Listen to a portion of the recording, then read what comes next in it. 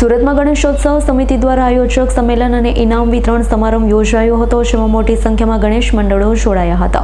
ગણેશોત્સવ સમિતિ સુરત શહેર દ્વારા દર વર્ષની જેમ આ વર્ષે પણ શ્રી ગણેશ આયોજક સંમેલન અને ઇનામ વિતરણ સમારંભનું આયોજન કરાયું હતું. 20મી જુલાઈ રવિવારના રોજ સુરતના પંડિત દીનદયાળ ઉપાધ્યાય ઇન્ડોર સ્ટેડિયમ ખાતે યોજાયેલા સંમેલન અને ઇનામ વિતરણ સમારંભમાં અધ્યક્ષ તરીકે સ્વામી અમરીશાનંદજી તો સમારોહના ઉદ્ઘાટક તરીકે RSSના યશવંત ચૌધરી હાજર રહ્યા. મુખ્ય મહેમાનમાં મેયર દક્ષેશ માવાણી, સુરત ભાજપ પ્રમુખ પરેશ પટેલ તથા ધારાસભ્ય, સુરત કલેક્ટર, પોલીસ કમિશનર, મનપા કમિશનર સહિતનાઓ હાજર રહ્યા હતા. સુરત મહાનગરમાં આગામી દિવસોમાં સાર્વજનિક ગણેશ ઉત્સવ રંગેચંગે ઉજવાય, ધૂમધામથી ઉજવાય એ પહેલાં જે શરૂઆત કરી છે શ્રી ગણેશ સમિતિ સુરત શહેર દ્વારા એક ગણેશ આયોજક સંમેલન રાખવામાં આવ્યું છે. આ સંમેલનમાં મુખ્ય જે ગણેશજીનો ઇતિહાસ, જે સાર્વજનિક ગણેશનો ઇતિહાસ અને આઝાદી પછી અનેક પ્રકારના નવા જે નિયમો જે બહાર પાડેલી વાત કરવામાં આવી.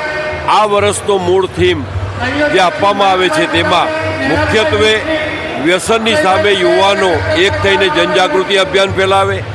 જે પ્રમાણે જંક ફૂડ યુવાનોમાં એ વધારે પડતું આરોગ્ય જોખમકારક છે, એની સામે લડાઈ યુવાનો લડે અને સાથે સાથે મેદસ્વીતા એની સામે પણ યુવાનો એ જંગ લડી પ્રચાર પ્રસાર કર્યા. એક બાબત થઈ. બીજી બાબત, આદરણીય સરદાર સાહેબના 150મા જન્મ જયંતિ નિમિત્તે સરદાર સાહેબને પણ ઠેર ઠેર યાદ કરે અને ભાવાંજલિ વીરાંજલિ અર્પણ કરે. RSSની પણ શતાબ્દી વર્ષની ઉજવણી છે તો એમાં પણ સહયોગ કરે.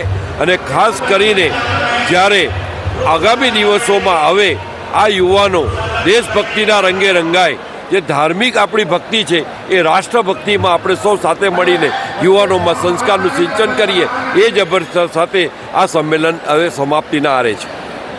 Bureau report S9 news Surat. અમારી તમામ માહિતીથી અપડેટ રહેવા માટે જોડાયેલા રહો S9 ન્યૂઝ સાથે.